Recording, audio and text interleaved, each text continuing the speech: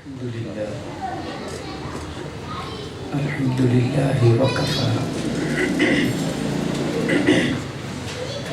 والصلاة والسلام على محمد المصطفى أما بعد فأعوذ بالله من الشيطان الرجيم بسم الله الرحمن الرحيم قال الله تبارك وتعالى في القرآن المجيد والفرقان الحميد قل إن كنتم تحبون الله فاتبعوني وفي مقام آخر وما آتاكم الرسول فخذوه وما نهاكم عنه فانتهوا صدق الله العظيم إن الله وملائكته يصلون على النبي يا أيها الذين آمنوا صلوا عليه وسلموا تسليما الصلاة والسلام عليك يا رسول الله الصلاة والسلام عليك يا سيدي يا حبيب الله الصلاة والسلام عليك يا رحمة للعالمين الصلاة والسلام عليك يا شفيع المذنبين وعلى آلك وأصحابك يا رحمة للعالمين. آج کی یہ باوقار وجد آفرین جملہ خوبیوں کے باعث مبارکباد کے لائق تقریب میں سب سے پہلے تحریک روضۃ الاسلام کے اس حلقہ کے نگران محمد حافظ محمد عدیل نقشبندی صاحب کو اور ان کے جملہ برادران اور شرکاء کو مبارکباد پیش کرتا ہوں کہ انہوں نے جو کاوش کی اللہ نے عزت کا تاج ان کے سر پر رکھا ہے. اللہ تعالیٰ ان کو اپنی بارگاہ سے ایسے ہی عزت اور شرف اور کرامتوں کے تاج نصیب فرمائے. آپ احباب کافی دیر سے یہاں پر تشریف فرما ہیں اور محفل کو بطور نظم سماعت فرما رہے ہیں. کچھ گزارشات لے کر آپ کی خدمت میں حاضر ہوا ہوں. بس توجہ چاہوں گا میں انشاءاللہ. کوشش یہ ہے کہ جلدی سے اپنی حاضری کو سمیٹ کر محفل کو وقت کے اندر اختتام پذیر کیا جائے. میں آپ کی آمین کے ساتھ دعا کرتا ہوں اللہ رب العزت ہم سب کی حاضری قبول فرمائے. یہ تحریک جس کا نام آپ بار بار سن رہے ہیں، تحریک روضۃ الاسلام، ہر تحریک کا کوئی ایجنڈا ہوتا ہے، اس کا کوئی مشن ہوتا ہے جس کے تحت وہ وقوع پذیر ہوتی ہے. کوئی مشکل بات نہیں ہے. ہم نے قرآن و سنت کی احیاء کا نعرہ لگایا ہے اور اپنی ڈیوٹی نبھانے کی کوشش کر رہے ہیں، اور اس کو ہم نے یوں الفاظ کے اندر ترتیب دیا ہے کہ ہمیں اپنی زندگی کو قرآن و سنت کی تعلیمات کے مطابق بسر کرنا ہے. یہ پیغام لے کر ہم نوجوانوں کے خواہاں ہیں اور انشاءاللہ بقدر وسعت بقدر طاقت یہ پیغام جہاں تک ہو سکا انشاءاللہ ہم پہنچائیں گے. یہ نوجوانوں کا گلدستہ جو آپ کو نظر آ رہا ہے، یہ سب اس تحریک کے محب بھی ہیں، کارکن بھی ہیں. اللہ رب العزت اپنے دین کا خود ہی وکیل بھی ہے، کارساز بھی ہے. میری اور آپ کی صرف ڈیوٹی اذان دینا ہے، اور اذان کے اندر اعلام مقصود ہے کہ کون کتنے اخلاص کے ساتھ میرا نام لیتا ہے، باقی رحمتیں اور برکتیں تو سب اللہ کی بارگاہ سے حاصل ہوتی ہیں۔ میں نے قرآن پاک کی جو آپ کے سامنے 2 آیتوں کا اقتباس پڑھا ہے، اس کے اندر اللہ تعالیٰ نے ہمیں 2 پیغام عطا فرمائے ہیں۔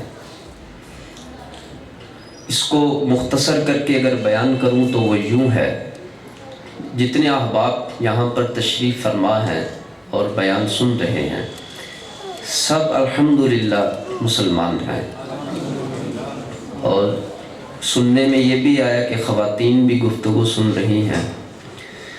تو گزارش یہ ہے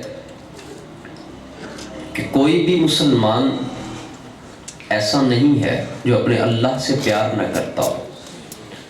سب یہی کہتے ہیں ہم اپنے رب سے پیار کرتے ہیں، مگر بندے کی محبت کا جو اعلان کرنا ہے، اس کا کتنا اعتبار ہے، اور اللہ جس وقت بندے کے ساتھ محبت کا اعلان کرتا ہے اس کا کتنا اعتبار ہے۔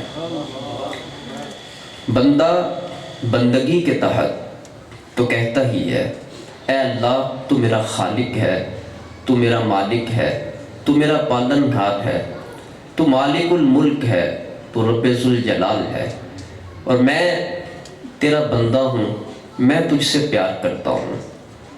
اس نے تو کہنا ہی ہے، مگر کمال کی بات تو یہ ہے کہ جس وقت اللہ کی بارگاہ سے پکار آئے کہ اے بندے میں بھی تجھ سے پیار کرتا ہوں،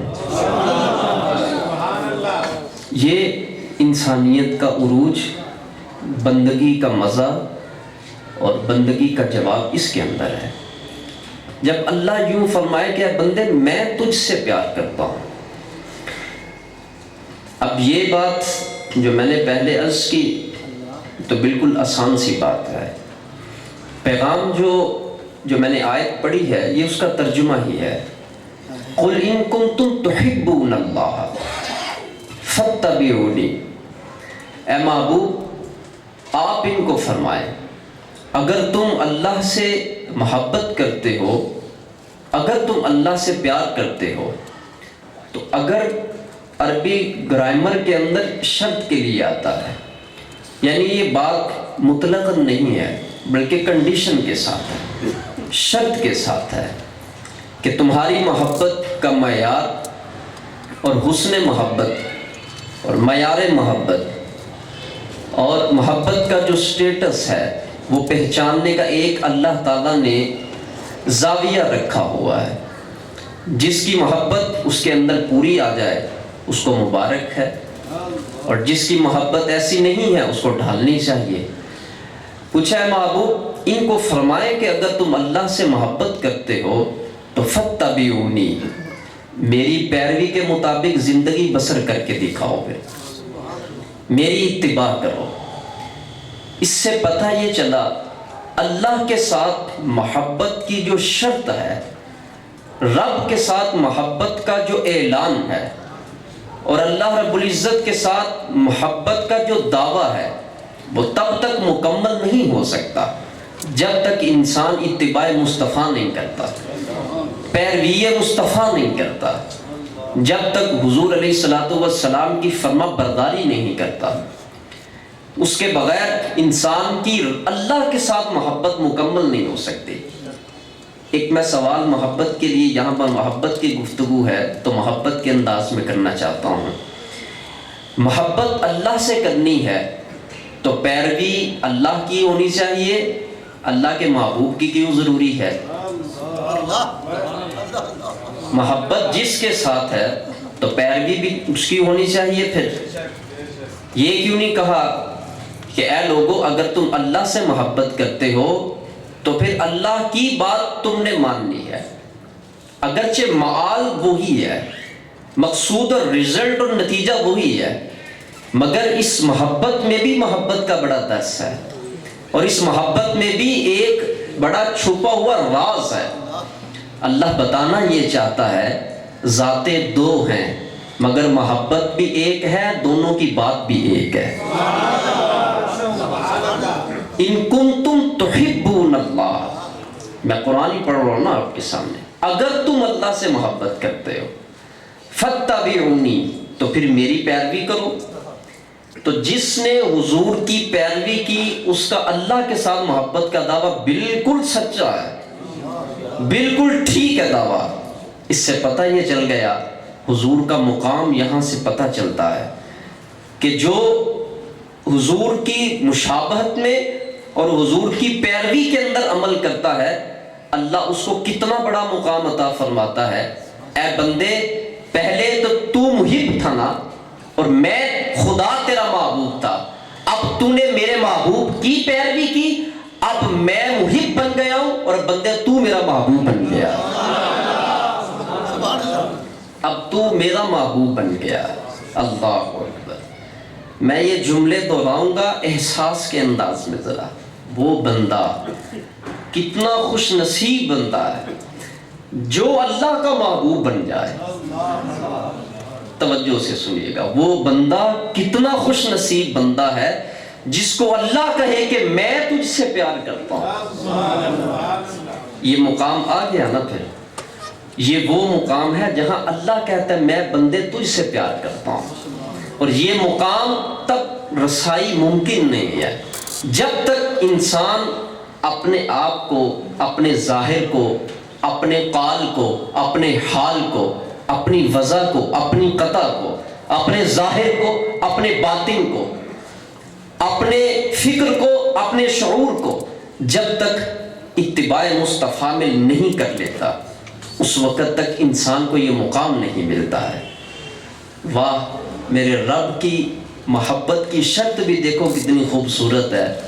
فرمایا مجھ سے محبت کرنی ہے نا تو پہلے میرے نبی کی پیروی کر کے دکھاؤ، پہلے میرے مصطفیٰ کی پیروی کر کے دکھاؤ، پہلے ان کے رنگ میں مجھے ڈھال کے دکھاؤ، پہلے ان کی سنتوں کا زیور اپنے سر سے لے کر پاؤں تک نافذ کر کے دکھاؤ۔ دراصل بات یہ ہے کہ حضور علیہ السلام کا جو ظاہر ہے وہ اللہ کو بڑا ہی پسند ہے۔ حضور علیہ السلام نے جس چیز کو اپنایا اس میں خوبی تھی تو اپنایا ہے، جس کو حضور نے لیا اس میں حسن تھا تو لیا ہے۔ اب ہم نے کیا کرنا ہے کہ وہ سراپائے حسن تکمیل، آج ہم لوگ جس وقت اس محبوب کی پیروی کے اندر یہ سر کے اوپر امامہ رکھتے ہیں، اس محبوب کی پیروی کے اندر اپنے چہروں کو داڑھی کے نور سے مزین کرتے ہیں، یہ جو لباس ہے یہ بھی اس محبوب کی پیروی کے اندر ہے۔ ہم نے پڑھا ہے کہ ہمارے محبوب ایسا لباس پہنتے تھے، تو ہم نے بھی اپنے وجود کے اوپر ایسا لباس ہم نے بھی پہن لیا۔ تو جیسے جیسے انسان ظاہر کے اعتبار سے اور باطن کے اعتبار سے قرب مصطفیٰ میں چلا جاتا ہے، حضور کے قریب جاتا رہتا ہے اور حضور علیہ السلام کی سنتوں پر عمل کرتا رہتا ہے، وہ اتنا صرف حضور کے قریب ہی نہیں ہو رہا بلکہ خدا کے بھی قریب ہو رہا ہے۔ تو پھر اللہ کے قریب ہونے کا اور رب کا محبوب بننے کا، رب کا محبوب بننے کا، تیسری مرتبہ سنت پوری کرتا ہوں، جو اہم بات ہوتی تھی نا، اقالہا عاد ثلاث، حضور 3 مرتبہ اس کو دہراتے تھے جو بات اہم ہوتی تھی۔ تو حضور علیہ السلام اللہ کے محبوب بننے کا، اللہ کے محبوب بننے کا، اللہ کے محبوب بننے کا جو نسخہ اللہ نے دیا ہے وہ اپنے نبی کی مشابہت عطا فرمائی ہے۔ میں نوجوانوں سے بات کرتا ہوں خاص طور پر، جس ہاتھ میں برش پکڑ کے اپنے ٹیتھ صاف کرتے ہو، آپ کے پیارے پیغمبر تو ہاتھ میں مسواک پکڑتے تھے۔ میں مخالفت میں بات نہیں کر رہا ہوں، میں ترجیح کی بات کر رہا ہوں، میں محبت کے اصول کی بات کر رہا ہوں۔ زمانہ کیسا بھی آئے، جو محب ہوتا ہے وہ اپنے محبوب کی پہچان کبھی نہیں کھوتا ہے۔ زمانہ کیسا بھی ہو، جو محب ہوتا ہے وہ اپنے محبوب کی سنت کو تازہ رکھتا ہے۔ لاکھ کوئی ہمیں کچھ کہے، ہم تیار ہیں سننے کے لیے۔ کیا وہ خیرات کم ہے جو اس رضا کے اندر اور اس سنت کے عمل کے اندر جو گنبد خضرا سے ہمیں ملتی ہے، کیا وہ رضا اور وہ خیرات کم ہے کہ جو رب نے اتنا بڑا مقام دے دیا، یحببکم اللہ، اللہ تم سے پیار کرے گا، رب تمہیں اپنا محبوب بنا لے گا۔ اندازہ کر لو، محبوب کی پیروی میں بندہ محبوب بن رہا ہے۔ مگر یہ بات یاد رکھنا، یہ عقیدے کی بات بھی ہے اور عقیدت کی بات بھی ہے اور احترام کی بات بھی ہے۔ اللہ محبوب بنائے گا ضرور پیروی اور اتباع مصطفیٰ میں، مگر محبوب سے کوئی یہ نہ سمجھے کہ وہ محبوب جیسا میں محبوب بن جاؤں گا، نہیں۔ جس درجے کا اخلاص ہوگا اس درجے کا اللہ درجہ محبوب بھی عطا فرما دے گا۔ تو ولایت کے اندر جو مراتب ہیں اور مسلمانوں کے اندر جو مراتب ہیں، یہ انسان کا اخلاص مرتب کرتا ہے، قرب مصطفیٰ مرتب کرتا ہے۔ انسان کوئی بھی جتنا حضور کے قریب ہوتا ہے وہ مرتبہ اتنا لے جاتا ہے، اتنا بلند ہو جاتا ہے۔ یہاں پر تفریق نہیں ہے ماں کی، یہاں پر تفریق نہیں ہے والد کی، یہاں پر تفریق نہیں ہے بڑے بھائی کے، یہاں پر قرب مصطفیٰ ہمارے لیے ماں بھی امتیاز ہے۔ تو آؤ پھر میں یہ آپ کو سب سے پہلا میں نے یہ نسخہ جو عرض کیا ہے کہ اللہ کے ساتھ دعوی محبت سچا نہیں ہو سکتا جب تک حضور کی پیروی کے اندر ڈھل کے نہیں دکھائیں گے، جب تک حضور کی سنتوں پر عمل کر کے نہیں دکھائیں گے، جب تک اپنے ظاہر اور اپنے باطن کو ہم شریعت کے مطابق کر کے نہیں دکھائیں گے، اس وقت تک اللہ بھی اپنے ساتھ محبت کے دعویٰ کو متردد کر دیتا ہے کہ یہ تیرا دعویٰ رد ہے۔ اور اللہ کے ساتھ پیار کرنے والا گروہ ہر دور کے اندر ایسا رہا ہے جس نے حضور علیہ السلام کی سنتوں کو اور حضور کی تعلیمات کو روشن کیا۔ اس تحریک کا کوئی مقصد نہیں ہے، ہاں اور بھی ہیں تحریک، اپنے اپنے مقاصد ہوتے ہیں، اپنی اپنی گفتگو ہوتی ہے، اپنا اپنا اعلان ہوتا ہے، اپنا اپنا ایجنڈا ہوتا ہے۔ جتنے ذی شعور احباب تشریف فرما ہے، بتائیں اس کے اگینسٹ کوئی شخص بات نہیں کرتا ہے۔ جب ہمارا دعویٰ یہ ہے ہم نے قرآن اور سنت کی تعلیمات کے مطابق زندگی بسر کرنی ہے، تو کیا یہ فلسفہ حیات انسانی نہیں ہے؟ کیا یہ فلسفہ اختصار نبوت نہیں ہے؟ کیا یہ حضور کے مشن کی تکمیل یہ 5 لفظوں کے اندر جو بیان کی ہے، ہم کون سی نئی بات لے کر اٹھے ہیں؟ ہم تو یہ بتانا چاہتے ہیں اے نوجوانوں آؤ اپنی آنکھوں کو پاکیزہ کرو، اے جوانوں آؤ اپنے کانوں کو پاکیزہ کرو۔ تمہارے دل کے اندر اللہ رب العزت نے اتنی بڑی جو دولت رکھی ہے، اس دولت کو ضائع نہ کرو۔ تمہارے وجود کے اندر اللہ رب العزت نے ایک بہت بڑا انعام دیا ہے جو فرق انسانیت ہے، جو امتیاز انسانیت ہے، اور وہ تمہارا دل ہے۔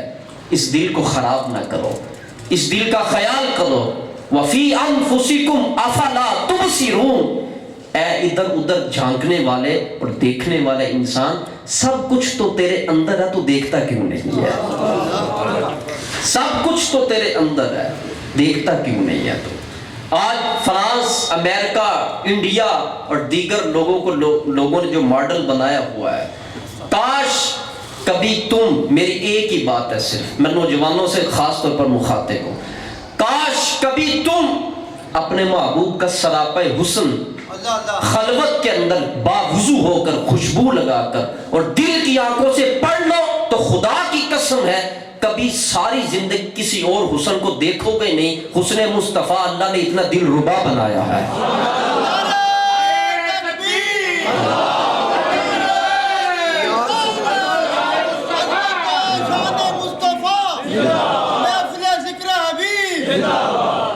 آج کا نوجوان جو بھٹک رہا ہے، اس نے اپنی آنکھوں کے نور کو جو خراب کیا، اس نے اپنے کانوں کی سماعت کا حق ادا نہ کیا۔ کاش اس کو پتہ ہوتا اور یہ سراپا حسن مصطفیٰ کا عارف و واقف ہوتا اور اس کو معلوم ہوتا میرے نبی کتنے سوہنے ہیں، حضور کتنے خوبصورت ہیں۔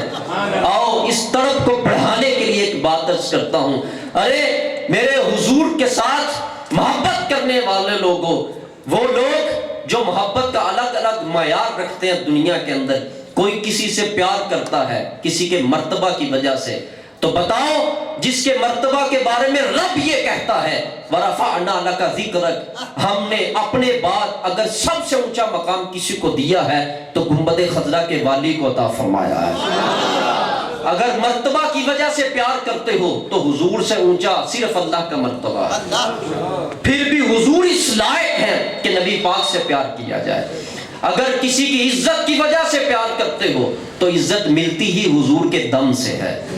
اگر کسی کے حسن کی وجہ سے پیار کرتے ہو تو پھر یہاں پر آ کر انسان کو دو رائے سے کام نہیں لینا چاہیے۔ اگر تیرا معیار حسن ہے کسی کے ساتھ محبت کرنے کا تو پڑھ حسن مصطفیٰ، اس کے جلووں کی قسمیں تو رب قرآن میں ذکر فرماتا ہے۔ وَالضُّحَىٰ وَاللَّيْلِ اِذَا سَجَا، کبھی ید اللہ فوق ایدیہم کہتا ہے، کبھی اس کی عمر کی قسمیں اٹھاتا ہے، کبھی اس کے چہرے کا ذکر کرتا ہے، کبھی اس کی کنڈلوں والی کالی سیاہ زلفوں کا ذکر کرتا ہے، کبھی حضور کے سینے کا ذکر فرماتا ہے، کبھی حضور کے جہاں پر قدم لگ جائیں ان جگہوں کا ذکر کرتا ہے۔ اے مسلمان تو حسن مصطفیٰ سے واقف نہیں ہے، اے مسلمان ابھی تجھے بھنک نہیں لگی کہ تیرے نبی کتنے خوبصورت تھے۔ اگر صرف تجھے پتا چل جائے اور تو پڑھ لے اور تیرے دل کے اندر محبت پیدا ہو جائے کہ میرے نبی کتنے سونے تھے، خدا کی عزت کی قسم تو ہر رات جب تک تیری آنکھیں وضو نہ کر لیں دیدار عشق مصطفیٰ میں، دیدار مصطفیٰ میں کبھی تجھے نیند نہ آئے۔ اسی وجہ سے تیرے دل کے اوپر گرد و غبار چڑھ چکی ہے، تجھے معلوم نہیں تیرے نبی کا حسن کیسا تھا، تیرے نبی کتنے خوبصورت تھے، اور تو نے ابھی پیار کا حق ادا نہیں کیا۔ ارے جس کا حسن خدا کو بھی بھا جائے اور خدا بھی یہ کہے وَالضُّحَىٰ، کتنا سونا مکھڑا میرے محمد مصطفیٰ کا۔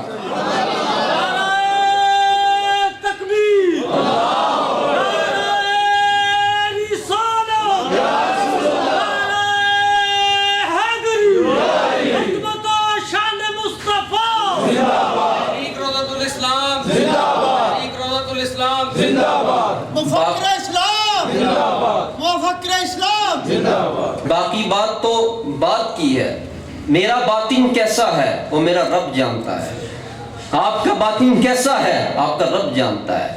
مگر میں صرف آپ سے ایک جملے میں یہ بات پوچھنا چاہتا ہوں، یہ وضع و قطع یہ میرے والد کی دی ہوئی نہیں ہے، یہ وضع و قطع امام الانبیاء کی وضع و قطع ہے جو امتیوں کو عطا فرمائی ہے۔ کوئی شخص کھڑا ہو کر بتائے اس کے اندر کہاں تمہیں نقص نظر آتا ہے۔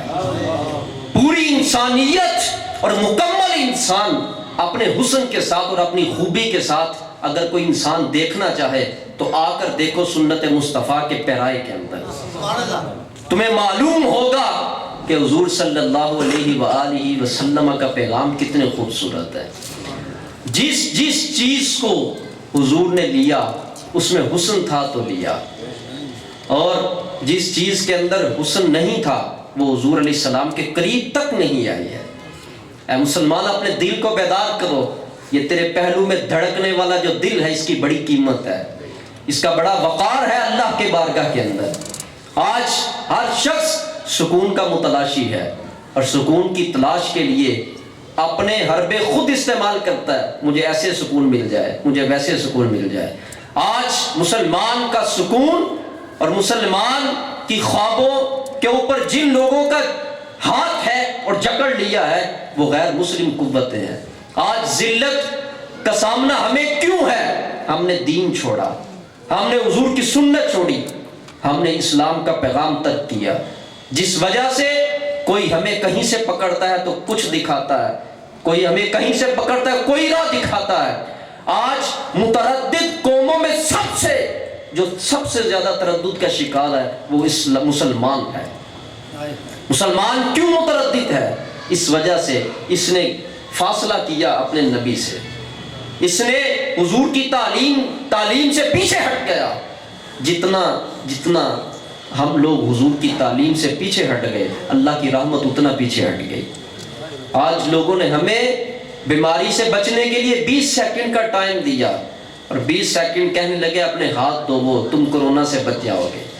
میں نے کہا 100 سیکنڈ میری طرف سے بھی ساتھ میں لاؤ اور 120 سیکنڈ صرف ہاتھ نہیں دھوو بلکہ پورا وضو کرو، پورا وضو کرو، صرف 20 سیکنڈ نہیں، اس میں 100 بھی پلس کرو، 120 سیکنڈ، اور حضور کی سنت ادا کرو اور میرے آقا کا فرمان یاد کرو۔ آج ان لوگوں کو یہ بہت بڑی بیماری بن کے پھیلی نا، مگر یہ بتاؤ علاج جو ملا تو وہ کس کے عمل کے اندر سے ملا ہے؟ سبحان اللہ، کس کے عمل کے اندر سے ملا ہے؟ ان شارٹ تو بات یہی یہاں پر آ کے ٹھہرتی ہے نا کہ صفائی کا اہتمام کرو، خلاصہ تو یہی ہے نا۔ تو کیا میرے پاک پیغمبر نے فرما نہیں دیا تھا الطہور شطر الایمان، الطہور نصف الایمان؟ کیا حضور نے فرمایا نہیں ہے تیرا آدھا ایمان پاکی کے اندر ہے، تیرا نصف ایمان پاکیزگی کے اندر ہے؟ وہ پاکیزگی کس چیز کی ہے؟ وہ ظاہر سے لے کر باطن تک کی پاکیزگی ہے۔ وہ بندہ آج ہمیں یہ جو ایک ٹائم پیریڈ دیا گیا، لوگوں نے اس کے اوپر بڑے اہتمام کے ساتھ عمل کیا، کیونکہ اس وجہ سے ہم نے جن لوگوں کو مسیحا سمجھ لیا، آج ان کی بات پر عمل کیے بغیر ہمارا گزارا نہیں ہے۔ کاش مسلمان یہ سمجھتا میرے نبی کی تعلیم کی اہمیت کیا۔ کہاں سے لیا انہوں نے؟ حضور کی تعلیم سے، ہمارے مسلمانوں کے لٹریچر سے لیا۔ کاش آج کا مسلمان قرآن و سنت سے واقف ہوتا۔ واللہ جن دنوں کے اندر اس وبا کا چرچا تھا اور اس وبا کی پریشانی کے ساتھ لوگوں کو دوچار کیا جا رہا تھا، اس پریشانی کے ساتھ اس وقت بھی کوئی پریشانی نہیں تھی، کیونکہ پریشان وہ ہو جو لا وارث ہیں۔ ہم لا وارث نہیں ہیں، ہمارے وارث محمد مصطفیٰ کی ذات ہے۔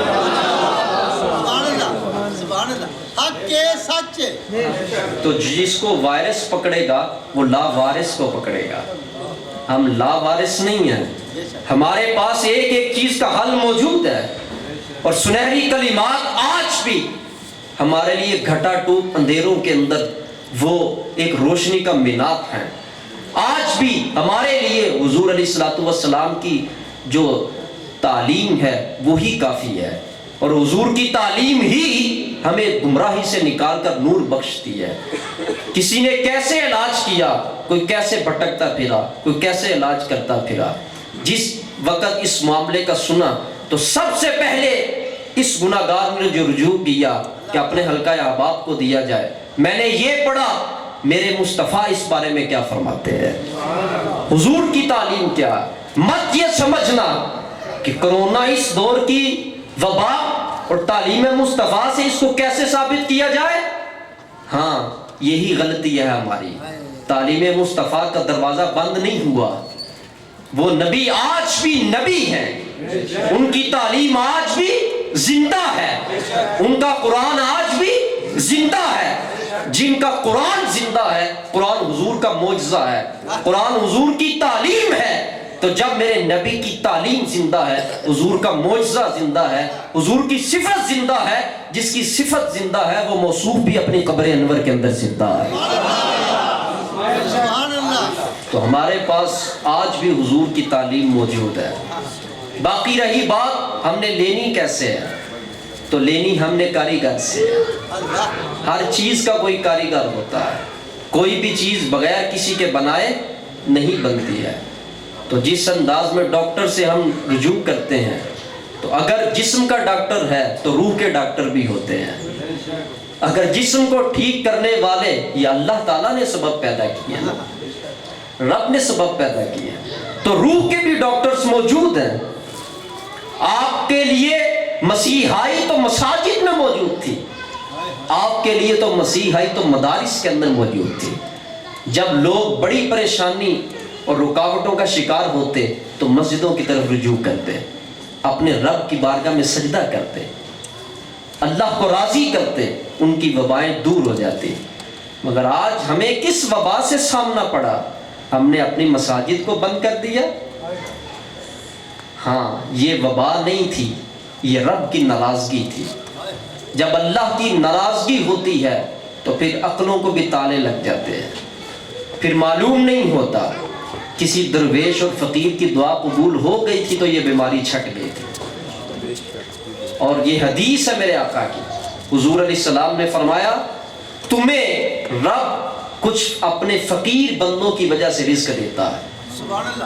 وہ ایسے فقیر بندے جن کو مدفوع بالابواب، جن کو تم اپنے دروازوں پہ بٹھانا پسند نہ کرو، ان کی ظاہری وضع و قطع ایسی ہے، فرمایا اللہ ان کی بدولت تمہیں رزق عطا فرماتا ہے.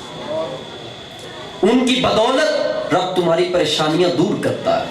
ان کی بدولت رب تمہیں سکھ اور چین دیتا ہے. ایک میری بات کوئی یاد نہ رہے، یہ جملہ یاد رکھیے گا جو ابھی عرض کرنے لگا ہوں.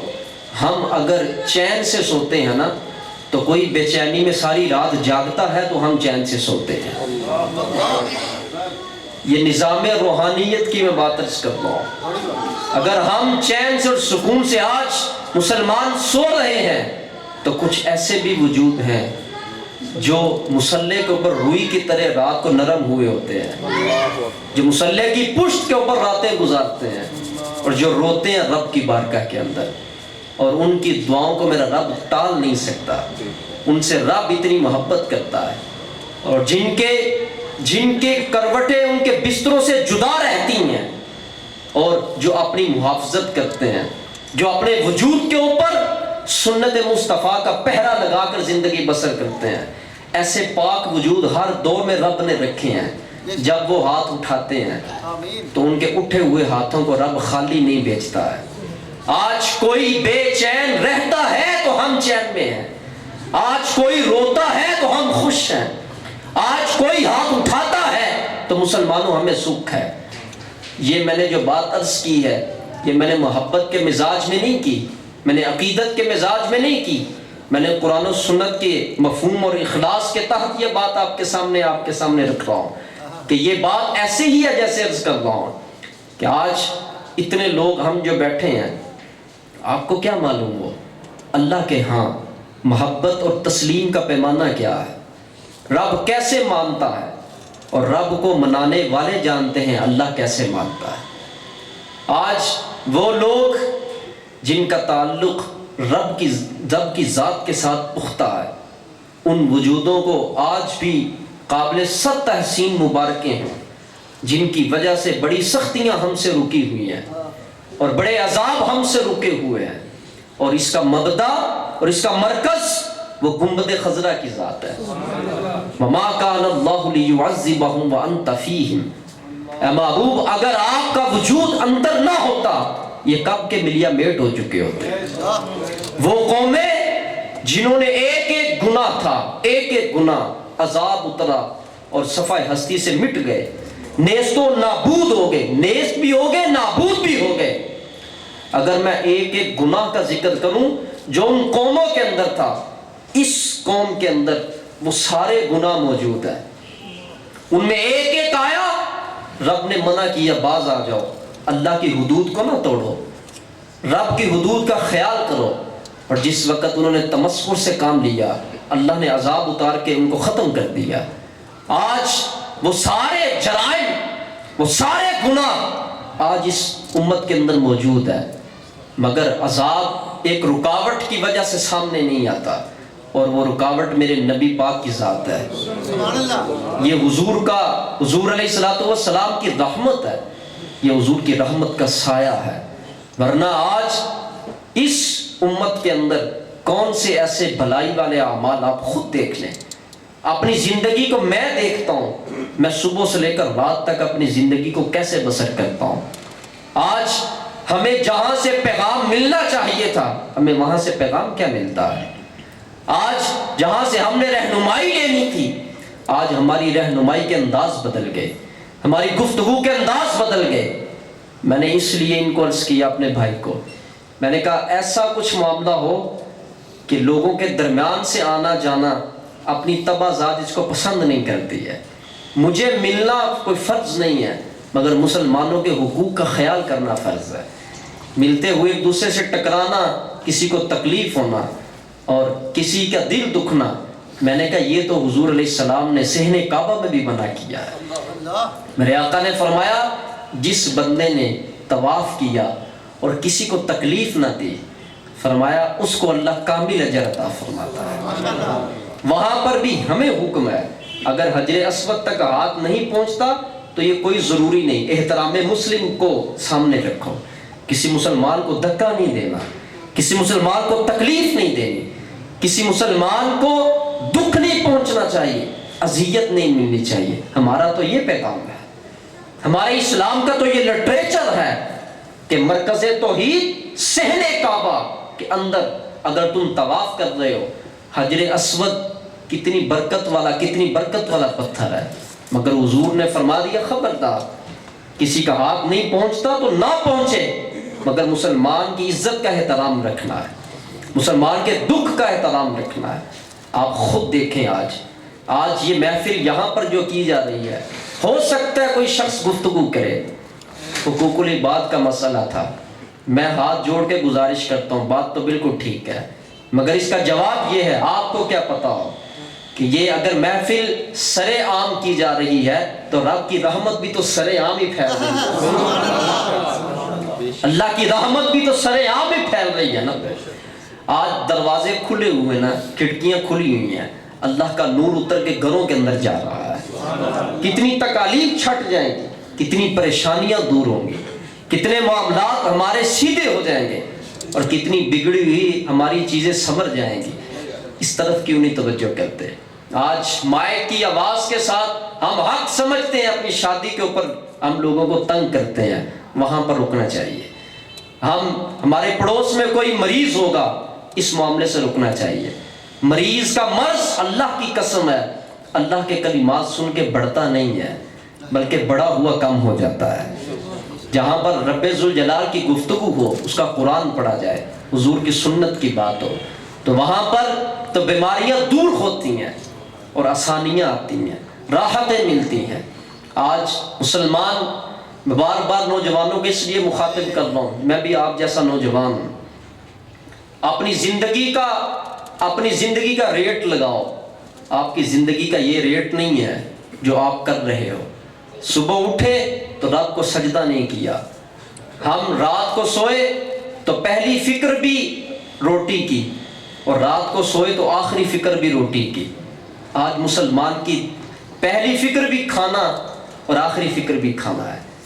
اگر میں آپ کو واقعات سناؤں جو صحابہ کرام کے تھے، آج تو بینک بیلنس ہمارے موجود ہے نا، اور اگر اس کا مشاہدہ کرنا ہے تو ماضی قریب کے اندر جب یہ سارے کاروبار بند تھے، بتاؤ گھروں میں بیٹھ کر کس کی ایسی رات تھی جس نے کبھی کچھ کھا کر نہ سویا ہو، جو بھوکا سویا ہو؟ یہ وعدہ میرے رب کا ہے، وہ کیسے کیسے دلاتا ہے، یہ ذمہ داری اس کی ہے۔ تو جس کے لیے ہم پریشان ہوتے ہیں، اس کی ذمہ داری تو اس نے لی ہوئی ہے، اور جس کے لیے ہم لوگ بالکل پریشانی نہیں لیتے ہیں، اس کی ذمہ داری نہیں اس نے لی ہوئی۔ ہمیں آخرت کی فکر کی تیاری کی ضرورت ہے، ہم نے اس کو امیدوں پر چھوڑ دیا، اللہ خیر کرے گا۔ یہ مزاج اچھا نہیں ہے، اور یہ مزاج قرآنی مزاج نہیں ہے، یہ حضور علیہ السلام کی تعلیم کے ساتھ مطابقت والا مزاج نہیں ہے۔ اللہ خیر ہی کرتا ہے، مگر رب نے خیر کے کچھ اصول بھی بتائے ہیں، اللہ رب العزت نے ہمیں کچھ بہتری کے اصول بھی بتایا ہے۔ آج کا مسلمان سنت پر عمل کرتے ہوئے ڈرتا ہے۔ اگر میں اسی محفل کے اندر اعلان کروں، یہ نوجوان جو پہلو کے اندر چند ایک آپ کو نظر آ رہے ہیں، اس کے علاوہ اور بھی ہماری تحریک کے جیسے قریب ہوئے، ہم نے ان سے اپنی ذات کا کام کیا لیا، ہم نے ان کو اپنی ذات کا کام کیا کہا؟ ہم نے ان کو یہی کہا نا کہ آپ کی جوانی کا مقصد کیا ہے، اپنی جوانی کو پاکیزہ کرو، اپنے چہروں کے اوپر داڑھی کا نور لے کر آؤ، اپنے سر کے اوپر امامہ شریف باندھو، اپنے دل کو روشن کرو، اپنے خدا کو یاد کرو۔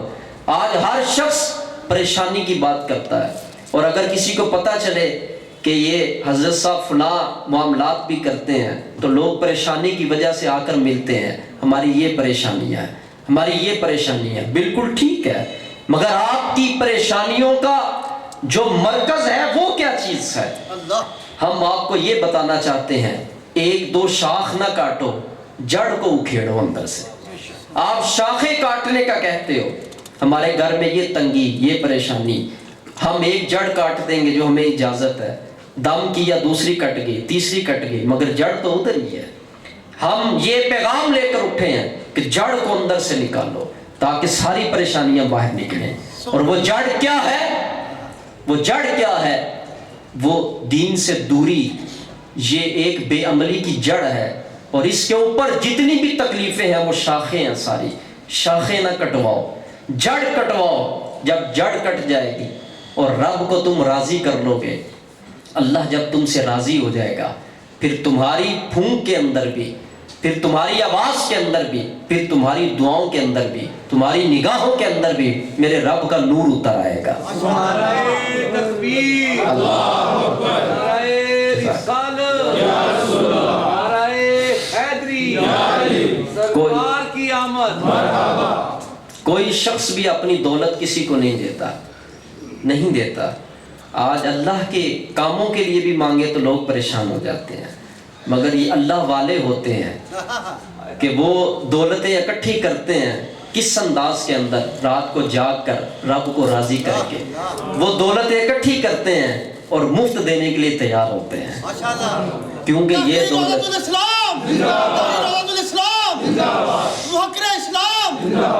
کیونکہ یہ دولت آپ کو معلوم ہے یہ دولت کتنی مشکل سے کمائی جاتی ہے.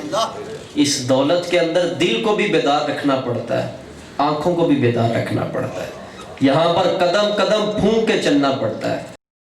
پاکیزگی کا معیار پورا کرتا ہے، پھر اللہ اپنی رضا کا اعلان کر دیتا ہے. جب رب اپنی رضا کا اعلان کرتا ہے اور جو لوگ پھر اس شخص کے ساتھ جڑنا شروع ہوتے ہیں، پھر اللہ رب العزت ان کے اوپر بھی اپنا کرم فرماتا ہے. اللہ رب العزت ان لوگوں کو بھی اپنا محبوب بندہ بنانے کے لیے ان کے لیے بھی سفر آسان کر دیتا ہے. آج کا مسلمان سنت پر عمل کرتے ہوئے ڈرتا ہے.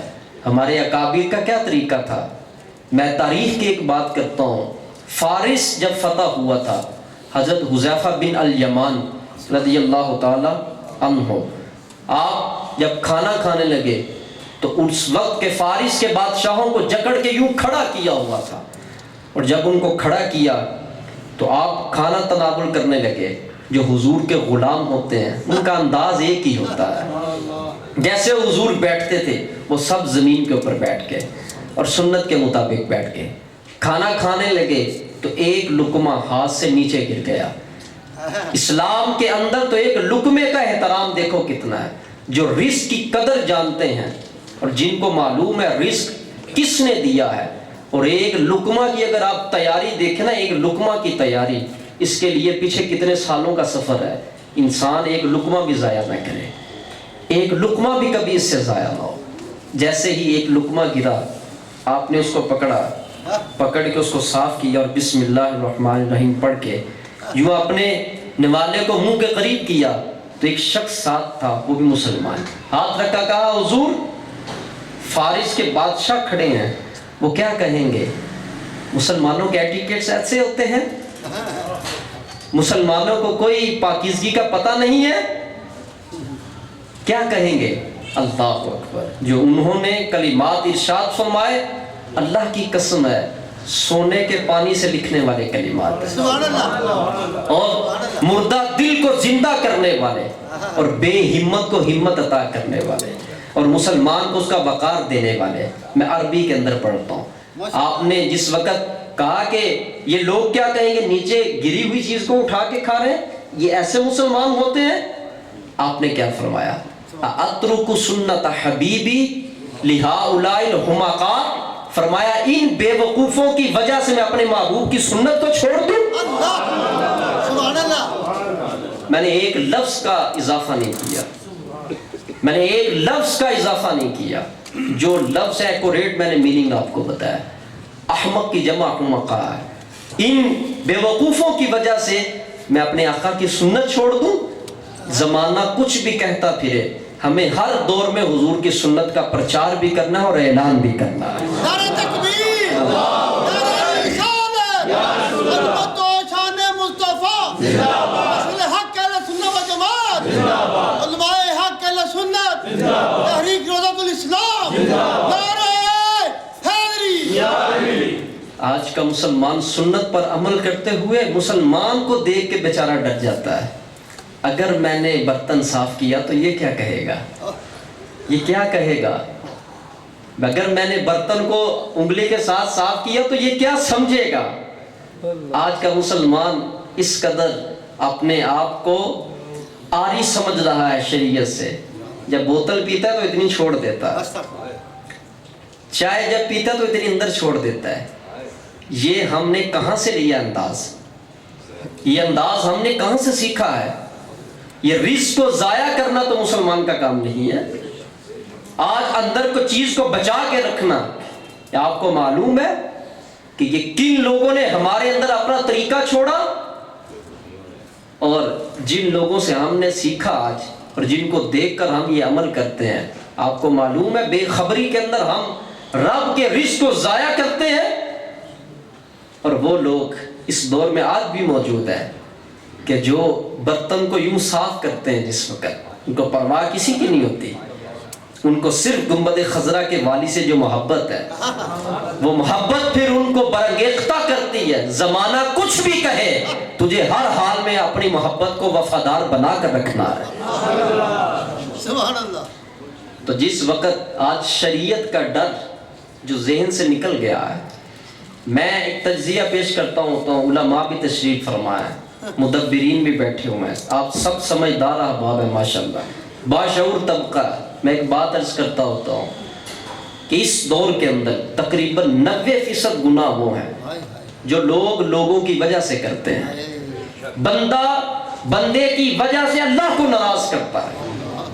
اگر نہیں تو اس کا جائزہ لے کر دیکھیں. ہم اپنے گھروں کے اندر آج جو مصیبتوں کا شکار ہے, رزق کم نہیں ہے, انداز کی کمی ہے. رزق بہت ہے, مال کی بھی کمی نہیں ہے. آپ کیا سمجھتے ہیں جس پروردگار نے رزق تقسیم کیا ہے اس نے بغیر اندازے کے کر دیا ہے, اور اس نے اس وجہ سے تقسیم کیا کہ میں نے اس کو دکھ اور تکلیف میں رکھنا ہے؟ یہ تیرے رب کی تقسیم ہے. اپنے رب کی تقسیم پہ شاکر رہ. نحن قسمنا بینہم معیشتہم, معیشت ہم نے تقسیم کی. تو کیا رب نے جس کو تھوڑا دیا اس لیے تھوڑا دیا اس کو پریشان کرنا ہے؟ نہیں. ہاں, تھوڑے کا انداز سیکھنا ہے تو حضور کی سیرت پڑھو. پھر حضور کی سیرت پڑھو. آپ اگر کسی کو رزق اور روٹی دنیا کے اندر تھوڑی ملی ہے, وہ رب سے ناراض کیوں ہوتا ہے؟ اس کے کانوں کے اندر یہ پیغام پہنچنا چاہیے جو میرے حضور نے فرمایا.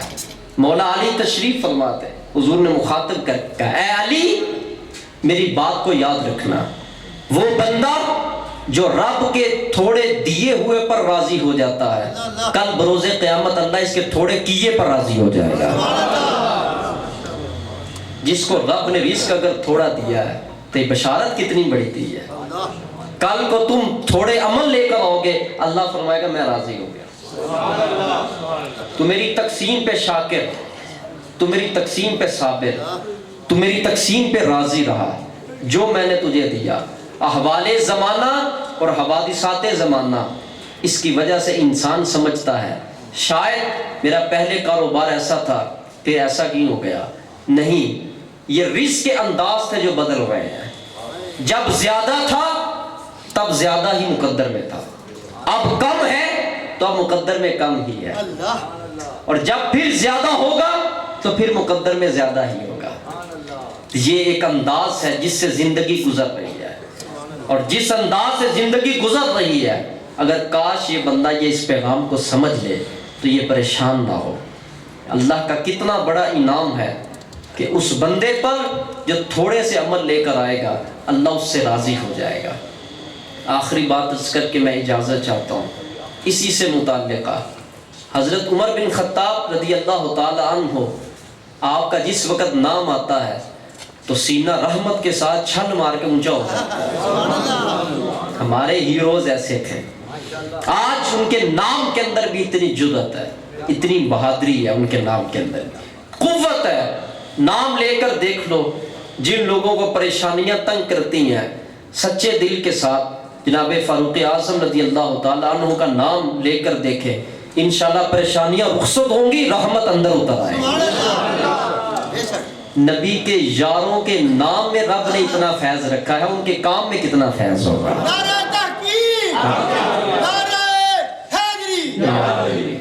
تو جناب فاروق اعظم رضی اللہ تعالی عنہ جن کو دین سمجھ آ گیا نا، پھر وہ لوگوں کی سوچوں سے نہیں گھبراتے. جن کو حضور سے پیار ہو جاتا ہے نا، پھر وہ عمل کرنے سے کہیں ڈرتے نہیں ہیں. پھر وہ لوگوں کا مزاج نہیں دیکھتے لوگ کیا کہیں گے. ان کو معلوم ہے میرے محبوب کے ساتھ میرا تعلق ہے اور میں نے اس تعلق کو نبھانا ہے. لوگ کیا کہیں گے، جو مرضی کہتے پھرے. لوگوں کے لیے میں دنیا میں نہیں آیا، یا ان کی وجہ سے مجھے دنیا نہیں ملی، مجھے تو حضور کی وجہ سے سب کچھ ملا. جناب فاروق اعظم رضی اللہ تعالیٰ عنہ جس وقت دمشق فتح ہوا تو آپ جس وقت تشریف لے گئے ادھر بھی کھانا کھانے کا وقت آیا. آپ کا اسی انداز کے اندر یہی بے عینی ہی واقعہ ہے. تو جس وقت آپ کے ہاتھ سے بھی لقمہ نیچے گر گیا، آپ کے غلام حضرت اسلم جو آپ کے ساتھ ہوتے تھے، انہوں نے کہا حضور یہاں پر تو بڑے بڑے بادشاہ کھڑے ہیں، تو اس لقمے کو جھاڑ پونچھ کے سائڈ پہ رکھ دیں، آج نہ کھائیں. تو فرمایا اے اسلم آج ہی تو بتانے کا موقع ہے کہ محمد عربی کے غلام حضور کی تعلیم سے کتنی وفا کرتے ہیں. آج ہی تو گھبراہٹ کے اندر یہ پیغام دینا ہے اور آج ہی تو بتانا ہے کہ ہمیں ہمارے نبی کیا سکھلا گئے ہیں اور ہم اس تعلیم کے وفادار لوگ ہیں. اور جس وقت آپ نے وہ لقمہ پکڑا اور اس کو صاف کیا اور صاف کر کے جب بسم اللہ الرحمن الرحیم پڑھ کے کھایا تو پھر ساتھ برکت کے لیے حضور کی حدیث بھی سنائی. سبحان اللہ.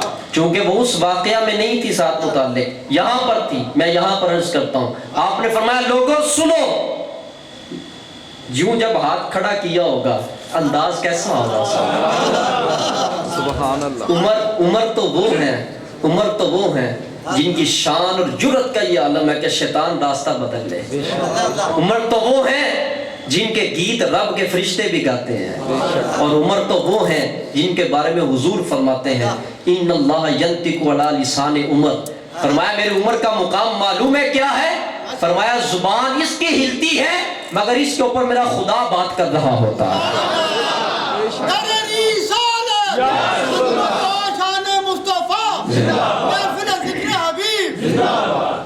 تو اتنا مرتبہ حضور نے دیا. اور جس وقت ان کو وہ اپنا وہ ماضی یاد آتا تھا اور روتے تھے، کہتے 10 اونٹ میرا باپ مجھے کہتا تھا ایک لائن میں لگاؤ، تو 10 اونٹ ایک لائن میں لگتے نہیں تھے. آج عمر کا نام عمر مدینے میں ہے اور باطل قوتیں لرزہ بر اندام ہے دنیا کے کونوں کونوں کے اندر. عمر کا نام سن کے کانپتی ہیں. کہا یہ میری بات نہیں ہے، یہ نالین مصطفیٰ تعلیم مصطفیٰ کا فیض ہے سب. تو حضور کی تعلیم کو جن لوگوں نے سینے سے لگایا ان کے تو نام سے باطل لرزتا ہے، ان کے تو نام سے باطل لرزتا ہے.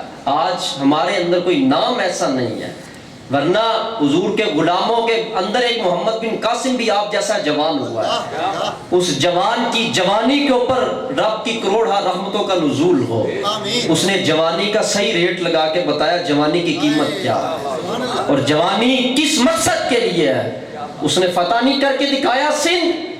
ایک عورت کی عزت کی خاطر وہ جوان چلا تھا، ایک بچی کی عزت کی خاطر وہ جوان چلا تھا اور نیست و نابود کر کے رکھ دیا. ہمارے مسلمان ایسے باکردات تھے. اصل میں جرأت تب پیدا ہوتی ہے اندر جب اندر پاکیزگی ہوتی ہے، جب اندر صفائی ہوتی ہے، جب اندر کا من میلا نہیں ہوتا، اجڑا ہوتا ہے، جب تعلیمات مصطفیٰ میں بندہ ڈوبا ہوا ہوتا ہے. آنکھ بھی صاف، کان بھی صاف، دل بھی صاف، کردار بھی صاف، ماضی بھی صاف ستھرا. اللہ کی قسم ہے اس جوان کے اندر جرأت پیدا ہو جاتی ہے. آج کے نوجوانوں کا رنگ فٹ ہو جاتا ہے بات کو کرتے ہوئے. کس وجہ سے ڈپریشن کا شکار کیوں ہوتے ہیں؟ اس لیے کہ عملی کمزوری ہے. یہ میں آپ کو فزیکلی بات بتا رہا ہوں. وہ نوجوان آج لکھ لو میری بات، وہ نوجوان جو قوی بننا چاہتا ہے، جرأت والا بننا چاہتا ہے، اور وہ نوجوان جو اپنی فکر کے اندر پرواز لانا چاہتا ہے، وہ اپنے بدن میں صفائی کرے، وہ اپنے باطن کو صاف کرے، وہ اپنے ظاہر کو صاف کرے، وہ اپنے ظاہر اور باطن کو سنت مصطفیٰ سے آراستہ کرے. اللہ کی عزت کی قسم ہے میں رب کے قرآن کو کیسے چھوڑ سکتا ہوں. جو بندہ پاکیزہ ہوتا ہے اللہ کے فرشتے اس کی حفاظت فرماتے ہیں. اس میں ڈر کیسے پیدا ہو سکتا ہے؟ جس کے ساتھ پہرا رب کے فرشتوں کا ہو، سبحان اللہ، اس کے اندر ڈر کیسے پیدا ہو سکتا ہے؟ اس وجہ سے دو چیزوں کی حرص ختم نہیں ہوتی، ایک جینے کی خواہش اور دوسری مال کی طمع۔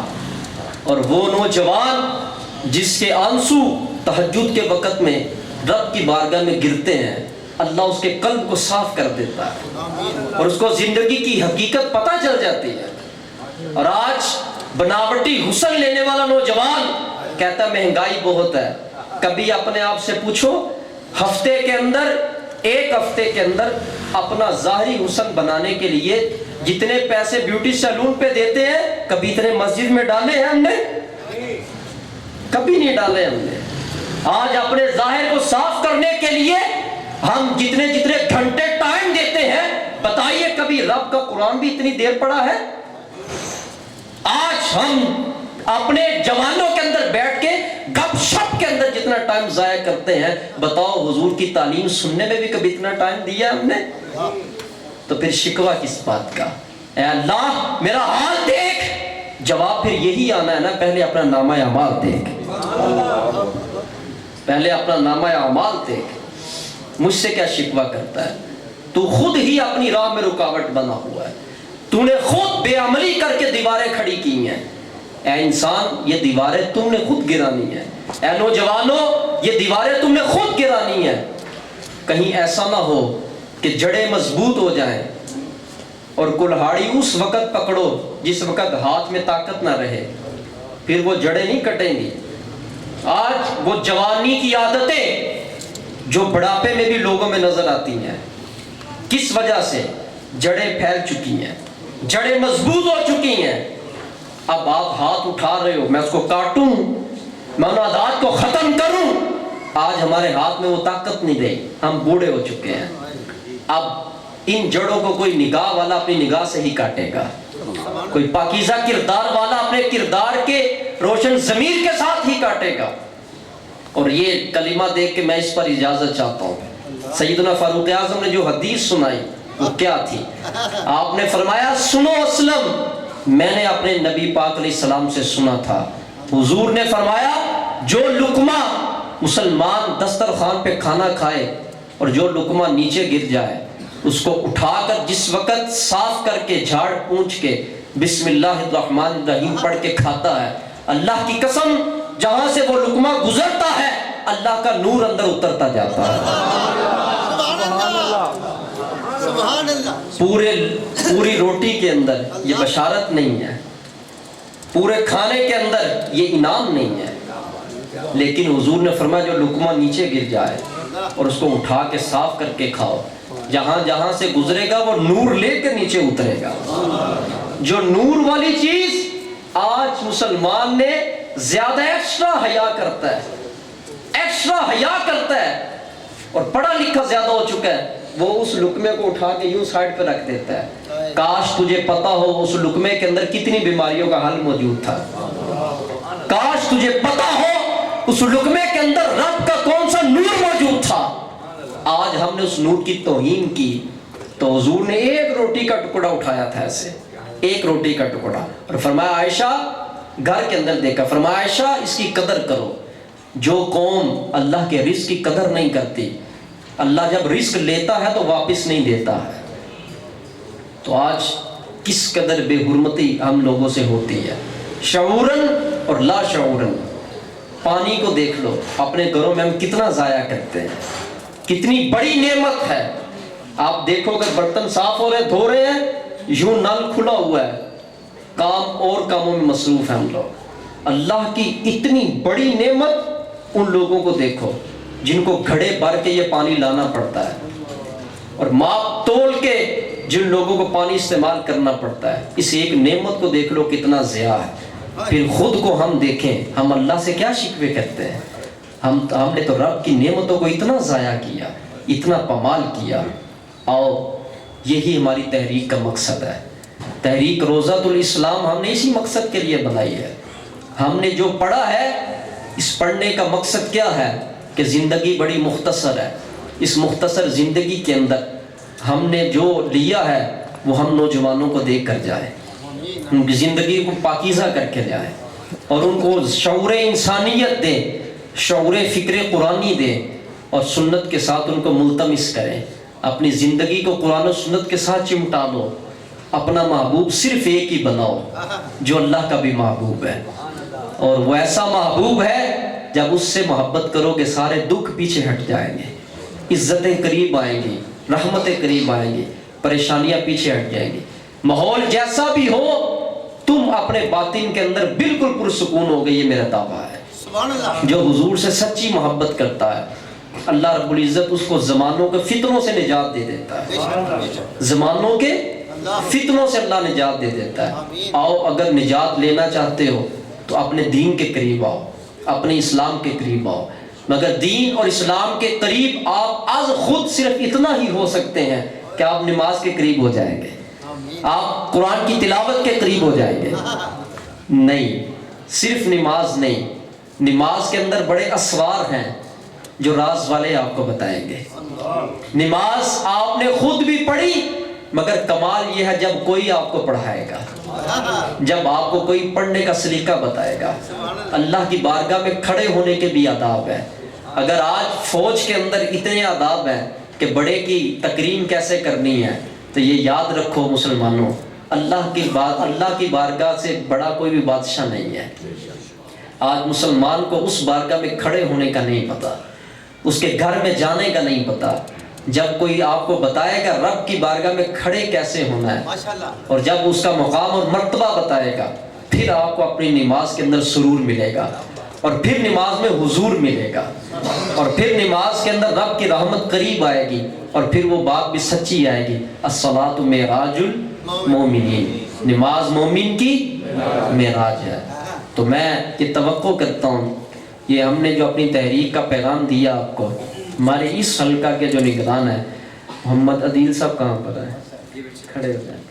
ماشاءاللہ ان کو سب کہیں سبحان اللہ. یہ گھرانہ شروع سے دین سے محبت کرنے والا ہے، شروع سے دین سے پیار کرنے والا ہے.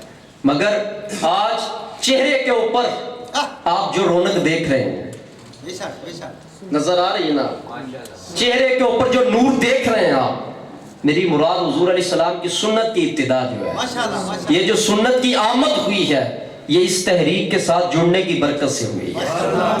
جب آپ قریب ہوں گے نا تو پھر بڑے بڑے مشکل فیصلے آپ کے لیے آسان ہو جائیں گے، اور بڑے بڑے وہ عمل جو آپ کے لیے دشوار ہیں وہ آسان ہو جائیں گے. اس کی بڑی برکتیں ہوتی ہیں پلیٹ فارم کی. جب بندہ پلیٹ فارم کے ساتھ جڑتا ہے تو صرف اس کا ظاہر ہی ٹھیک نہیں ہوتا، اس کی دنیا ٹھیک نہیں ہوتی، اس کی آخرت بھی ٹھیک ہوتی ہے. میں ان کو مبارکباد پیش کرتا ہوں. انہوں نے بڑی محنت کی، ان کے جملہ برادران نے اور شرکاء نے اور تحریک کے دیگر کارکنان نے. اللہ رب العزت اس پروگرام کو اپنی بارگاہ کے اندر قبول فرمائے. اور لبیک یا رسول اللہ، لبیک لبیک لبیک یا رسول اللہ، لبیک. جزاک اللہ خیر. تو ہمارا یہی پیغام ہے جو ہم نے پہلے بھی اعلان کیا، ہمیں قرآن و سنت کی تعلیمات کے مطابق زندگی بسر کرنی ہے. آپ کل ہمارا ہفتہ وار پروگرام ہوتا ہے، وہاں پر میں آپ سب کو دعوت بھی دیتا ہوں. آپ تشریف لائیں اس روحانی محفل کے اندر.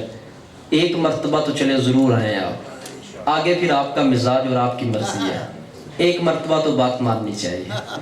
جو کوئی بھی آپ کے گھر آئے، میں آپ کے گھر آیا ہوں نا، جو بھی آپ کے گھر آئے اور آپ کو مہمان دعوت دے، اس کی دعوت قبول کرنا حضور کی سنت ہے. سنت حکمت سے خالی نہیں ہوتی، اور سنت میں برکت ہوتی ہے، اور سنت ہی میں عظمت ہے، اور سنت ہی میں برکت ہے. آپ تشریف لائیں دارالعلم اسلامک سینٹر کے اندر، باغبان پورہ چوک سے ٹینکی والا گراؤنڈ کی طرف رخ کرنا ہے آپ نے. جب آپ آگے جائیں گے آر بی ماڈل اسکول دائیں طرف آئے گا، اس کے بالکل سامنے عمارت آپ کو نظر آئے گی، آر بی ماڈل اسکول کے بالکل سامنے. تو وہاں پر آپ تشریف لائیں. ہمارا جو اعلان ہے وہ مغرب کی نماز کے بعد کا ہے. تو لوگ جیسے جیسے اکٹھے ہوتے ہیں وہاں پر بیان 20-25 منٹ کا ڈیوریشن ہوتا ہے بیان کا، اس کے بعد ذکر ہوتا ہے، اس کے بعد دعا ہوتی ہے. اور جو لوگ اپنی پریشانیوں کا ذکر کرتے ہیں ان کے تدارک کے لیے جو سبب کی صورت میں یہ گناہگار بیٹھتا ہے اتوار کو اسی ادارے کے اندر، تو آپ نوجوانوں سے میری بڑی امید ہے کہ دین کی آپ کو بڑی ضرورت ہے اور آپ کی دین کو بڑی ضرورت ہے۔ دین آپ کی قربانی چاہتا ہے اور دین آپ کو کچھ دینا چاہتا ہے۔ آؤ دین کے قریب، جب آپ دین کے قریب ہوں گے تو دین آپ کے قریب ہوگا، اس کا مطلب یہ ہے کہ اللہ آپ کے قریب ہو جائے گا۔ یہی ہمارا مقصد حیات بھی ہے۔ اللہ تعالی ہماری حاضری قبول فرمائے۔ مولانا ابوبکر صدیقی صاحب، مولانا ابوبکر صدیقی صاحب